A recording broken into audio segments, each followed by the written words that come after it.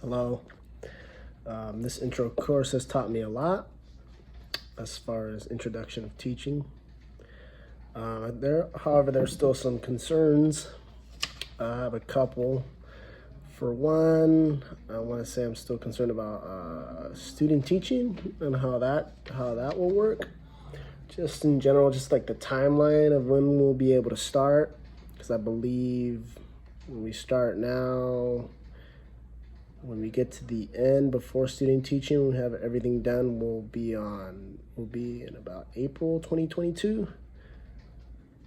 So just there's a couple months in between because the school year is going to be ending soon. So I guess we'll have to start in the fall.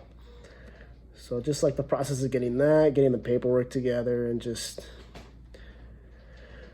getting approved and all that stuff. So that's just one of my concerns. Another concern of mine is the CSET.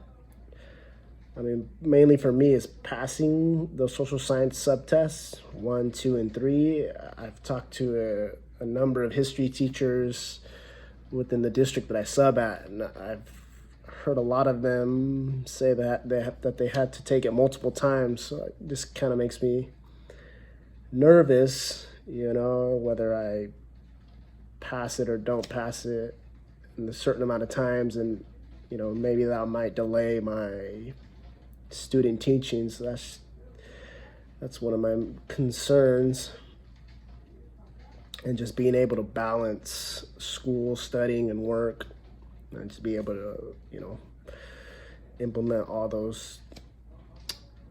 everything. Another concern of mine is implementing social and emotional learning in my classroom. So, like, how can I combine both SEL and the subject matter that I'm teaching? Because I felt like in the videos, like I guess they took time away from the course, I guess the material that they were teaching, and they kind of divulged themselves into strictly social and emotional learning, which isn't a bad thing, but then I feel like kind of losing days on the stuff that, I guess, on the material that we're trying to cover. But there's nothing wrong with that. I feel like it is important to teach kids social and emotional learning, and making sure that we as teachers are there for our students, and promoting a safe space for our students. Another thing that was my concern was maybe the teacher performance expectations, or the TPEs. I had no idea what this was before we started this course, so just kind of dissecting all the TPEs, and I guess it'll get easier as we get further into our program. I guess I'll be more comfortable as time progresses, but it's kind of overwhelming in the beginning. Another concern of mine is probably picking the right concentration for my master's in education. So there are 4 emphasis. So there's emphasis in ELL, emphasis in inspired teaching practices, emphasis in social emotional learning, and emphasis in critical thinking.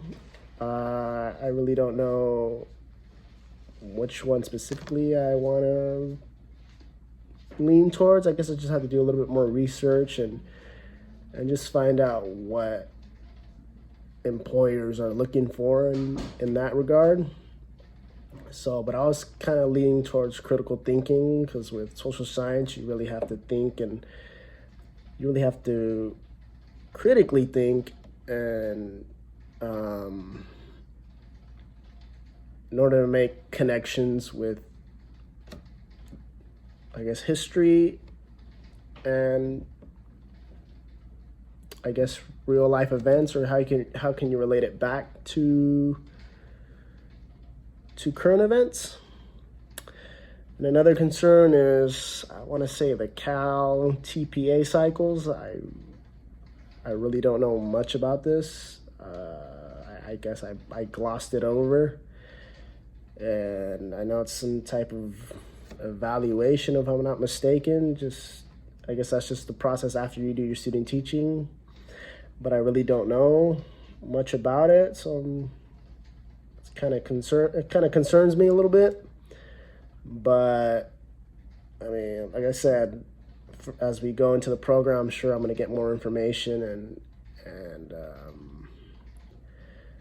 learn about it and learn about what I need to do in order to, I guess, pass that or get the certification for that. But other than that, I felt like this course really helped me a lot and really, I guess you can say, doubled down on why I wanted to choose this profession, and it kind of what's the word I'm looking for? It kind of reinforced why I wanted to become a teacher. All right, thank you guys.